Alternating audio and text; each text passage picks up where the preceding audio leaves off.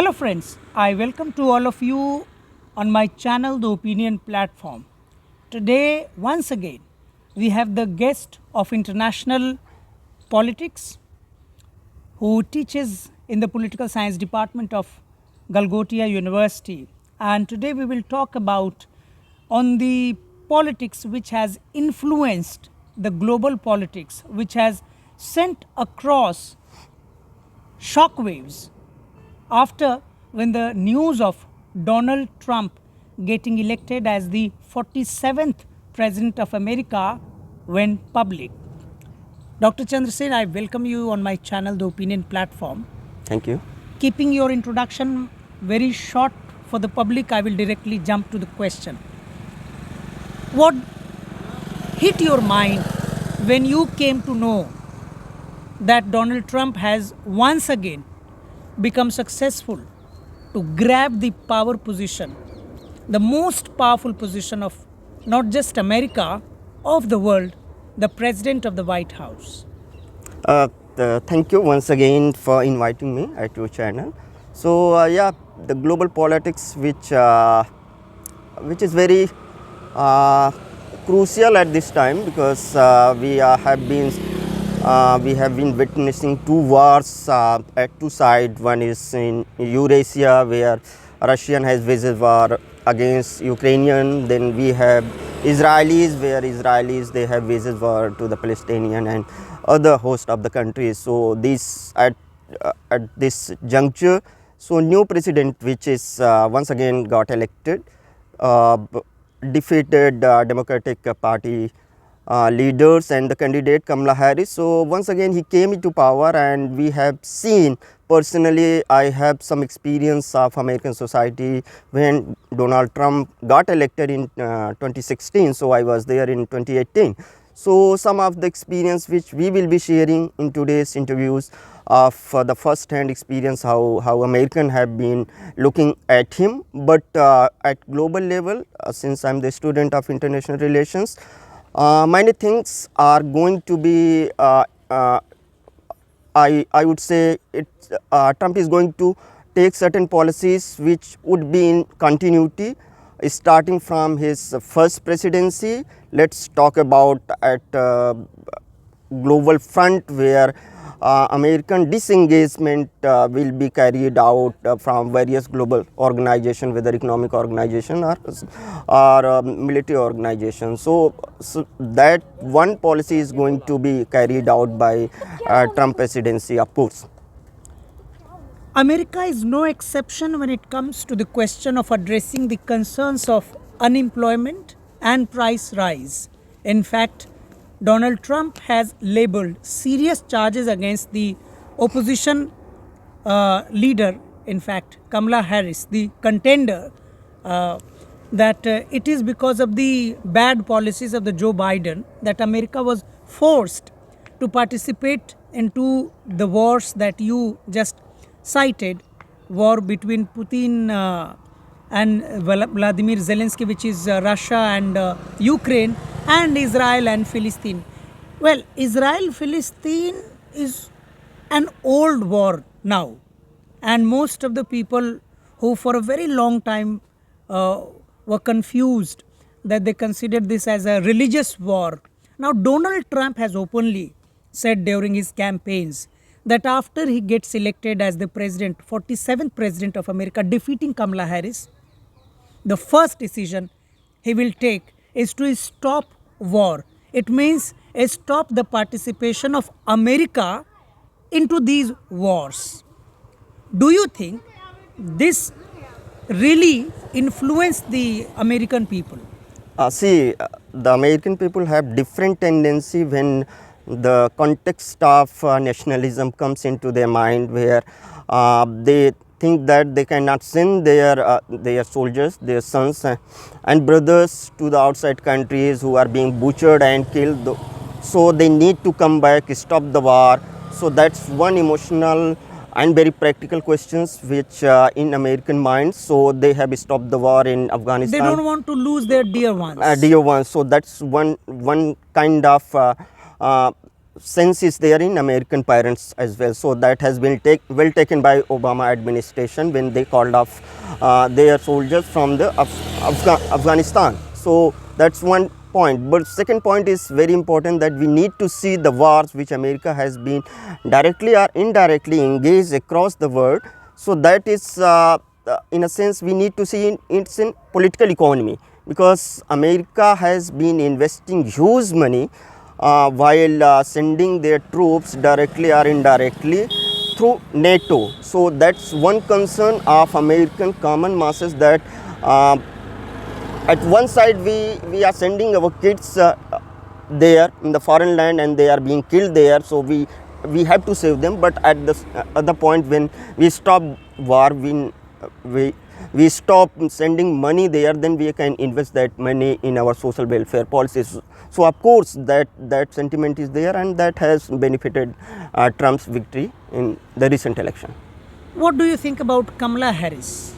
The Kamala Harris, of course, first time when she came as vice president, the world came to know that she has dual identity. One is Indian identity, of course, tracing from Tamilian Brahmin identity, and another identity which is black identity. So that identity has played a great role while winning the vice presidential election in previous time. But this time when she came, she has this baggage of the current government, where she was the part of the government as vice president and the Democratic Party was ruling. So that baggage, of course, was there, where she was considered as not a candidate who can rule America, not a candidate who can save America from economic distress. So that campaign was there, and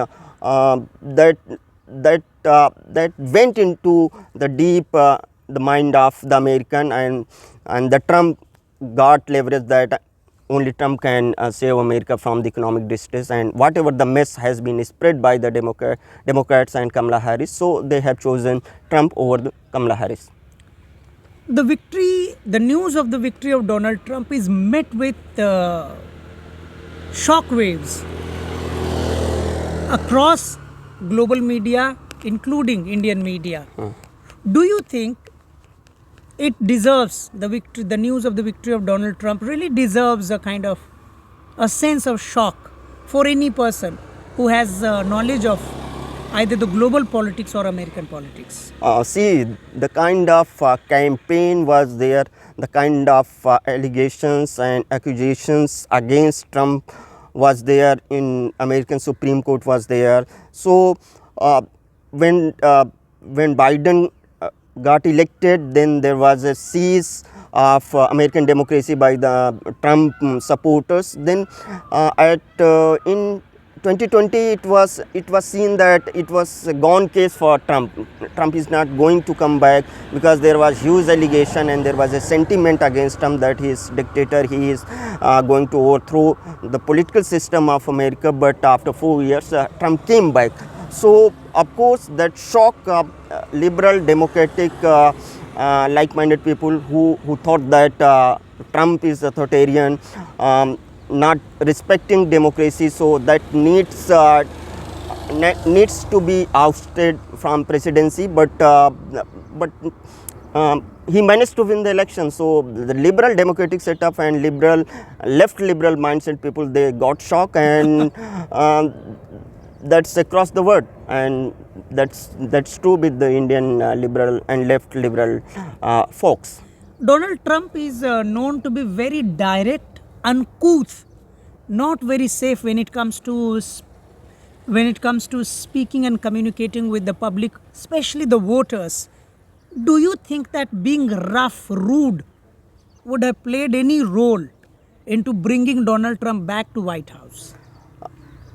We need to understand the kind of the society or the world we are facing today, because one hand there are left liberal who are ruling across the world, and they are projecting this system as the system of winners, the system which encompasses the subalterns, which encompasses the working class, encompasses the third gender. The marginalized sections are always being moved by this left liberal. But if we see the number of voters who have voted to Trump, they have shifted their loyalty from democratic parties. You the mean black marginalized communities marginalized have shifted their loyalties of towards course. Trump? Towards Trump, Okay. we can have data statistics where we can see the black youth, they have shifted towards Trump. Even Indian American NRIs, so who were considered to be the They also Democrats, voted for Trump. they voted for them. Latinos voted for Trump. So there are reasons behind that. It's not only that the roughness or something like that Trump personality has gained that votes. No, there are certain socio-economic reasons in American societies where youth, despite having Trump's authoritarian nature, anti-immigrant policies, racist, white supremacists, but despite of all things, they have gone for Trump. They trusted Trump than Democrats. So there are reasons. We need to discuss the reasons why these voters who were traditionally the voters of the Democrats, and they have chosen Trump, not Democrats. They also shifted their loyalty. Right.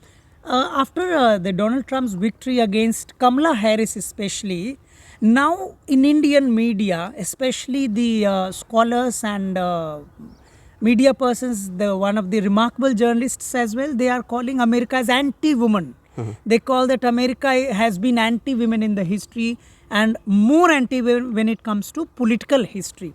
What is your take?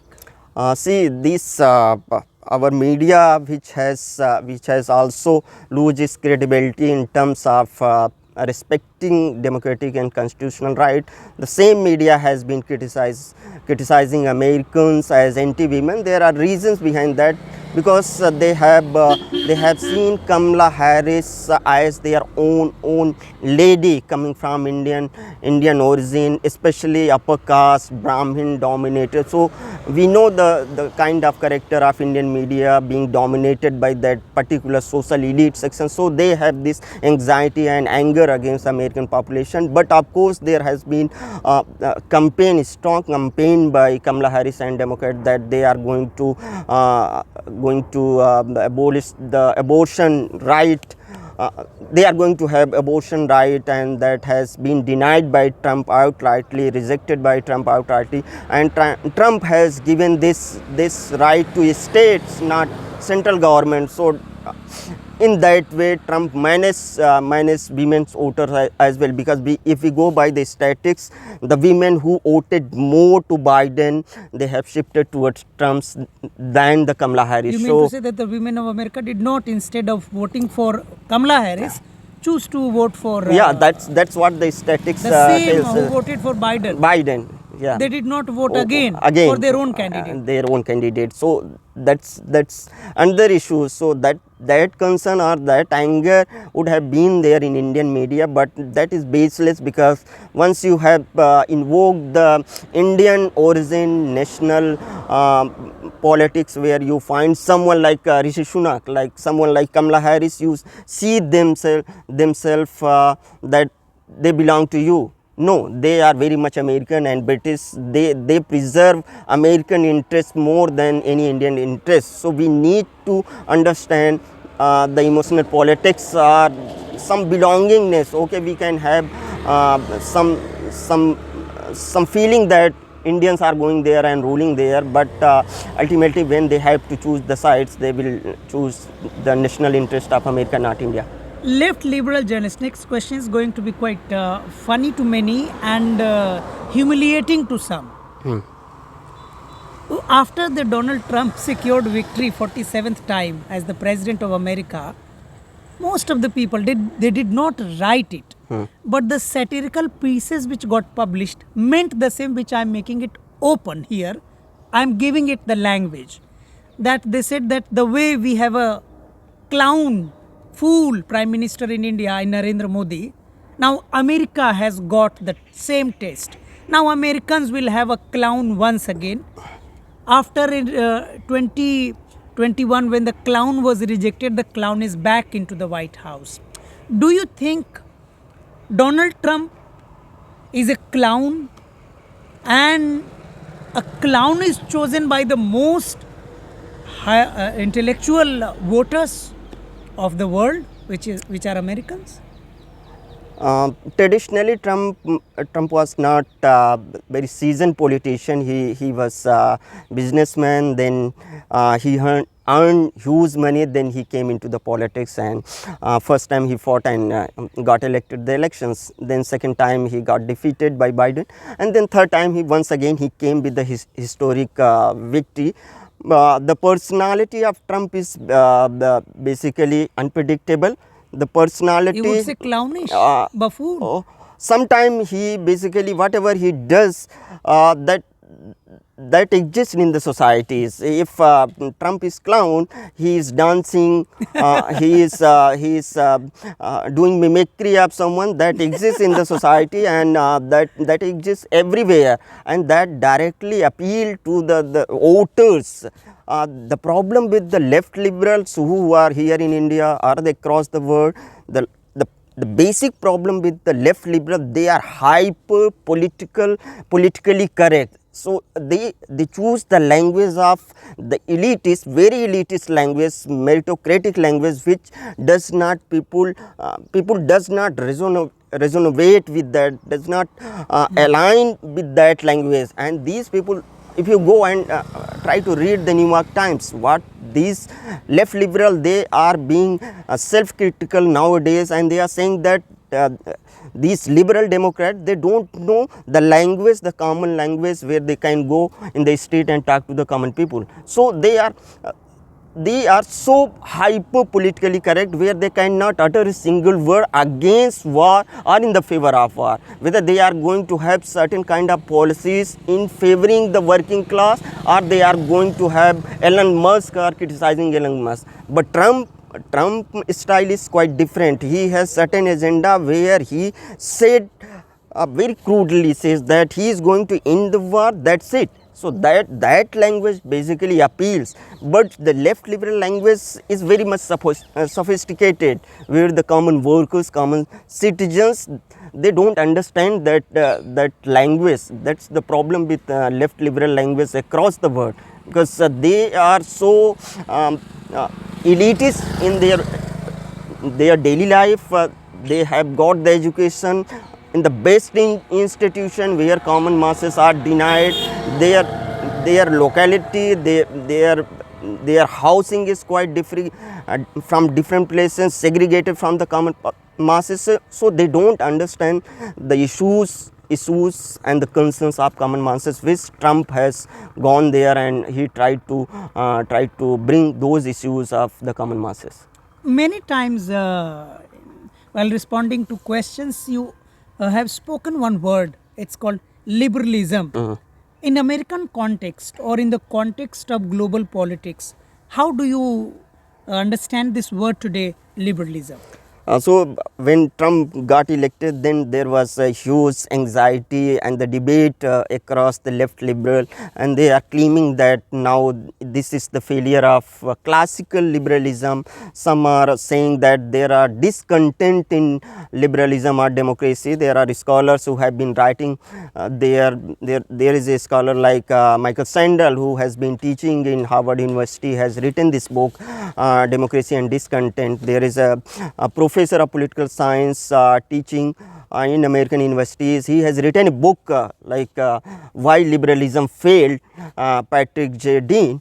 So these scholars, they are coming up with new formulation and trying to understand why left liberal failed, why the conservativist, patriarchal, hyper nationalist like Trump has won the election. So they are discussing these things. But liberalism of course is a Western notion of theory, which we are also part of that, because our own political system is liberal democratic political system, which we have borrowed from the UK. British government system. So there was scholars in Britain who came with idea of liberalism, John Locke, who says that liberalism is philosophy who goes against the feudal nature of societies, respect individual, giving more right to individual autonomy and respect for democracy, freedom and liberty. So that kind of philosophy was being propagated there, and the whole world, including American and ours, we have gone to those ideologies, particularly after 90s, where our liberal constitution came into being. So that's one ideology is there, but of course there are two sections of the society who see it after 40 years, 60 years that liberalism got failed. There are some problem in liberalism. Marxism is one school where they criticize liberalism is not only in political terms, it is economic liberalism where capitalists are gaining more than the working classes. So it is the exploitation of common masses where the business group like Elon Musk, Adani and Ambani, they are gaining more, and 80 crore population of Indian population who are just living on 5 kilo ration. So that's the failure of liberalism. We need to go into the more welfareist policy of state, where socialist policies need to be come into the societies to address the common concerns of the society. So in that context, liberalism is being discussed academically and politically across the world. First time when Donald Trump was contesting for the election of president to be elected the president of America, our prime minister, Indian prime minister Narendra Modi, had gone there, did a huge rally among Indians, and copying the slogan of his own election in India, that ab ki baar Modi sarkar, he had said ab ki baar Trump sarkar. But after when the election happened between Donald Trump and Kamala Harris, the same prime minister who had campaigned for Donald Trump previously, but this time when Donald Trump was facing Kamala Harris, a lady Indian origin, belonging to Indian origin, prime minister evaded from going to America and openly campaigning or asking votes for either of them. Do you think Prime Minister Narendra Modi or Indian government has no clear international policy, or would you call that the international policy of Indian government is a big failure where they cannot decide which side to take part? So it's very uncommon in Indian diplomacy where Indian Prime Minister ever went to any particular country and campaigned for a particular leader. So the last time in 2016, our Prime Minister went there and had huge rally at Madison Square, and there was joint rally with Trump. Howdy Modi rally was there, and he campaigned openly for Trump. So that is sad for Indian democracy, where we need to have our autonomous foreign policies, where we can debate and discuss and put forward national interests rather than campaigning and siding with any particular candidate. So that was bad part. So of course, in terms of first presidency of Trump and the second presidency of Trump, in both terms, particularly this incumbent government was failed to analyze. First time they failed to analyze, where they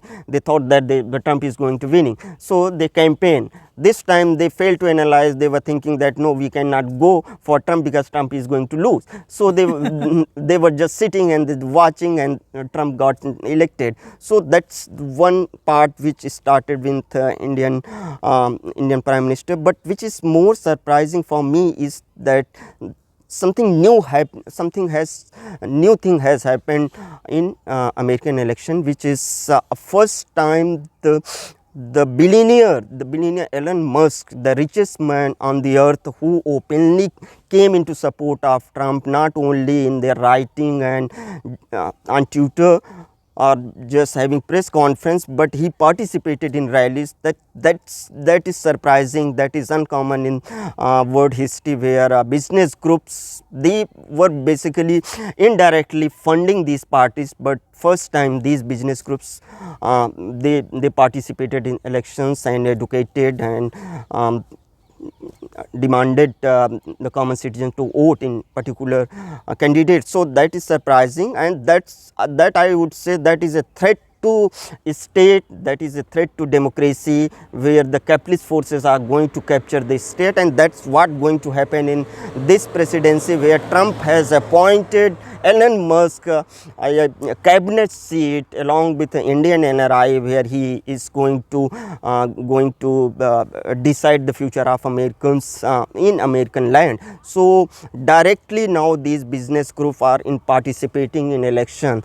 Recently, day before yesterday, our Indian businessman, he has said that Prime Minister Modi is stop or dismantle UPSC, and they should select UPSC aspirant from the Narayan Murthy said management institutions and universities. So these business groups and the capitalist forces, they are going to capture Indian constitutions, they are going to capture the democratic Indian state, or any for that matter state, whether in India or United States of America. So that needs to be taken into account by the common citizens of America or the India, where we cannot allow these private groups to directly influence or capture Indian democracy or American democracy.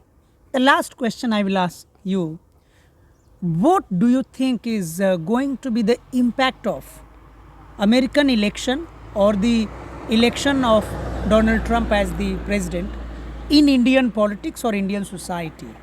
So this is not very clear so far, because as I said, Trump is very unpredictable. Of course, Trump is going to very harsh on H-1B policy, visa policies, where he is going to stop or give more leverage to Indian students or the business groups who were going there and working. Because I have my own experience while I was coming back from US in 2018. Then I found one lady from Odisha. She was coming back from US with one third-year daughter just sitting beside to me. Then I inquired about her that why she is coming back. Then she said that she is coming back after 3 years, and her daughter is going to meet her grandparents first time, because of Trump policies. Trump has come these policies that only the working folk can stay in America, not their kith and kin, not their spouses can stay in America. Those who are working has work permit, only they can stay in American soil. So that's one experience we had earlier in his first presidency. So on these terms, Americans and Trump, they are going to tighten their visa policy. Of course, Trump has this nationalistic favor, where Trump says that let's invest and spend money on Americans, let's stop the migrants, let's build the wall on Mexican border. So they are going to do at a massive level, because there is this policy of America first, where they are going to prioritize. That's what American people have expected from him. That's what American people have voted for Trump, because they knew that Trump is going to give more priority economically to the citizens of America, rather than just immigrant policies and inviting everyone to Americans the way Democrats have invited and opened their borders to everyone. So that policy is going to be there in American administration. Friends, you are hearing the analysis of what is going to happen, what might happen in the coming days after Donald Trump has once again secured victory as the 47th President of America. On 20th January 2025, he will shift into the White House, the most powerful place in the world, from where he will decide not just the way, not just the method through which democracy will be practiced in America, but it will also decide the course of the democracy for other countries of the world.